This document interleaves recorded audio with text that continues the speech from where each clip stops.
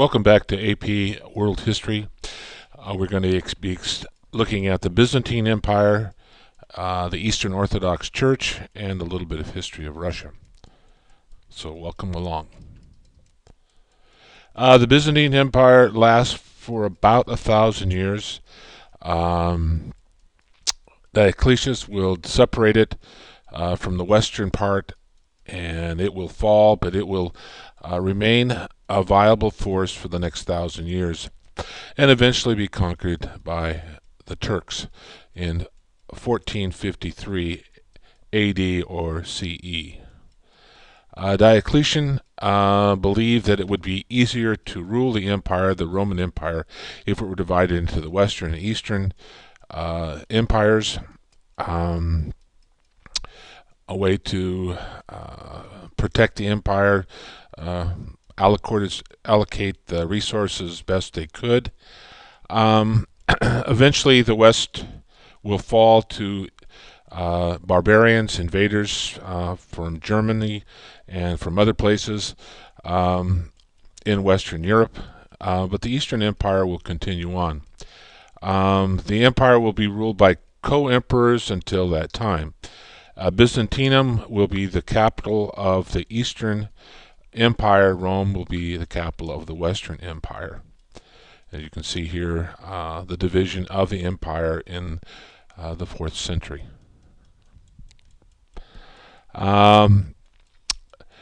Really, it's more than just a political boundary. It will also be a cultural boundary.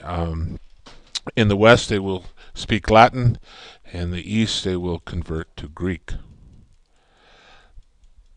You can see where Byzantium is located near the Black Sea.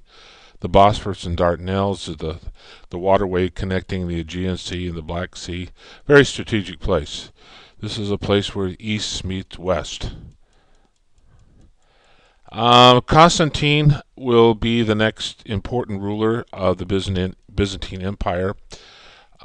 He is going to be at war with different groups challenging the Byzantine Empire. He's best known probably for the fact that he adopted Christianity as a state religion. And he's also going to be a little narcissistic in that he will decide that Byzantium, the capital, should be changed to his namesake, Constantinople. Here's a picture of Constantine, and again, the two capitals. Constantinople is going to be a Greek city. Later, it's going to be renamed to Istanbul, and that's what we call it today. The Golden Horn is where this was located, heavily fortified, impregnable walls, very formidable defenses, and explains why it lasted as long as it did.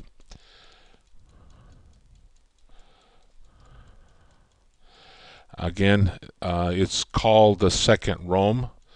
And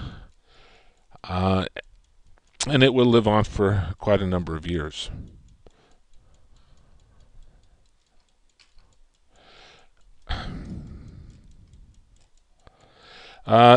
Justinian is going to be the next important ruler. Under his leadership, he's going to re-exert the Roman Empire and going to take back most of what was lost. He will also come up with the Justinian Code of Law, which will govern economics and also social life. Here's a tapestry showing Justinian. He rules for about 30 years. And again, he did try to unite the East and the West. He felt that he should be the head of the church, and this is going to cause some problems in the western part because in Rome, the Pope was in charge of the church, the Christian church. He will successfully reconquer Africa, Italy, some of Spain, never really able to take back France or parts of Germany, but he did make a certain amount of headway. He will use the weaponry of the day to subdue his enemies. Empress Theodora is going to be his wife, and she will unofficially be a co-ruler with Justinian. She had a tremendous amount of influence over him. It was said that she had been a former prostitute, and she will win favor with Justinian, become his wife, and she will help him make decisions. Very competent woman.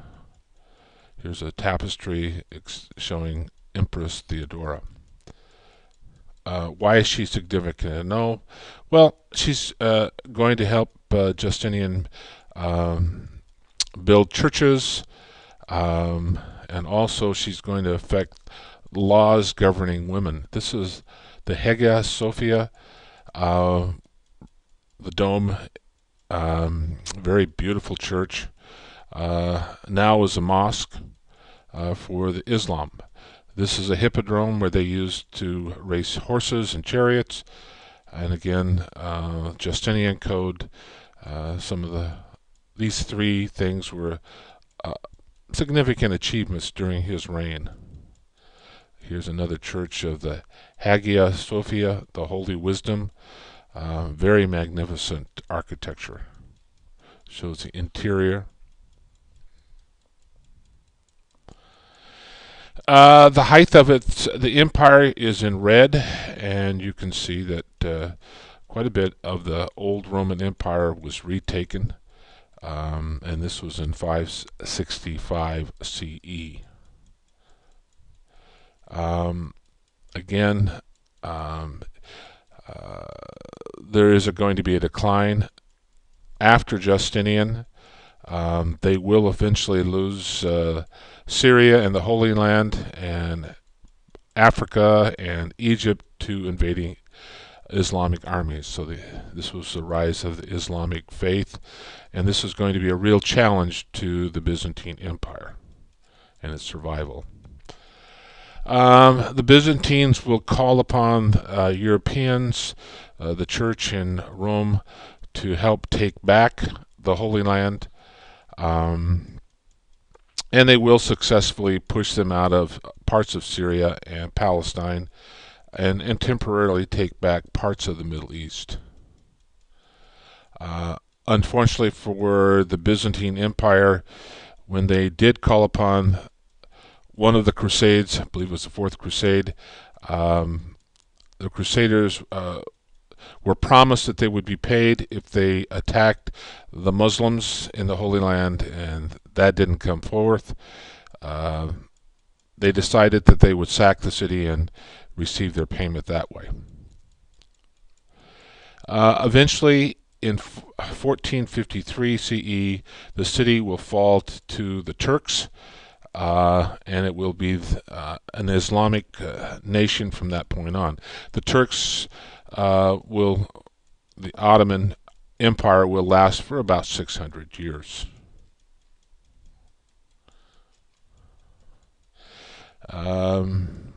Here you can see the size of the Byzantine Empire over the years, and then its eventual decline.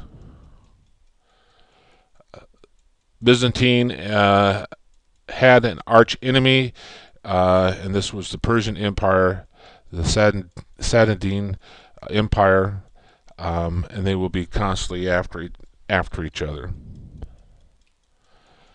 Again, this was a threat to the Byzantine Empire, the Persian Empire, as well as the Muslims coming out of the Arabian Peninsula. And again, at 553, the Byzantine Empire will come to an end. Constantinople will be changed to the name of Istanbul. And before this came about, the Turks were the Arabs were able to successfully separate a large chunk of territory from the Byzantine, denying them food and taxes.